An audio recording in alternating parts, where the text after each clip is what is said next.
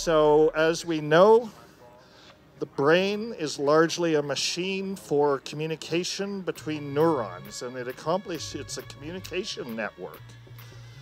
And it accomplishes that communication by crosstalk between neurons through these structures called synapses. A synapse is a structure in the brain where neurotransmitters accumulate, and in response to usually a nerve impulse, the neurotransmitters are released and they cross that synaptic cleft, that synaptic space between neurons, and they bind to receptors on the receiving neurons. And then when those receptors are occupied by the neurotransmitters, different things happen. Sometimes that activates a cascade of additional activity. Sometimes the neurons or the neurotransmitters are inhibitory, and it shuts down a response. Anyway, we don't need to get into those details, but here's an interesting factoid.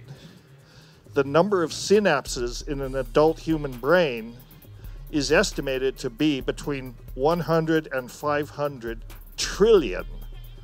That's trillion with a T. A single human brain contains more connections than all of the computers and routers on the internet. If we want to compare that to another complex structure that we might think about, we can compare it to the Milky Way galaxy. The Milky Way galaxy only contains about 100 billion stars. So if each synapse in the brain is analogous to a star, our brains are the equivalent of 1,000 galaxies.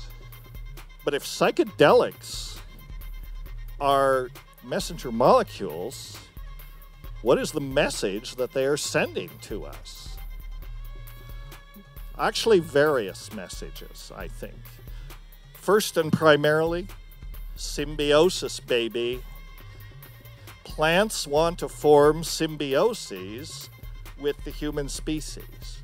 And you know, we think that we discover plants in the environment and they're useful to us, and so we start growing them and then we domesticating them. But turn the equation around. Have you ever thought that maybe plants are domesticating us? We're turning us. So I just say, yeah, I think we're all working for the plants. Remember who's really running the show. The plants are really running the show. Not consciously in the way that we're conscious, but they are running the show. Think about where we'd be if there weren't plants. You know, the whole biosphere, everything in the biosphere depends on photosynthesis, depends on plants. So yeah, plants are running the show, and thank God, because they're making life possible. We would not be here if it weren't for that. So these psilocybin mushrooms are there in the environment, and they, I postulate, they fulfill the function of the monolith. They have been teaching us ever since we discovered them. When we discovered them is not so clear, but we have had a symbiotic relationship with these mushrooms and other plant psychedelics for a long, long time. The idea that any plant should be so terrible in the views of our species that it's justified to eradicate it, this is just insanity. You know, who gave us the right to eradicate a species? And the sad part is we're criminalizing and prohibiting and eradicating, trying to, not only the psychedelic plants, but human activity is destroying around 100 species a day that will never appear again in the evolutionary odyssey of humanity. So we're destroying Earth.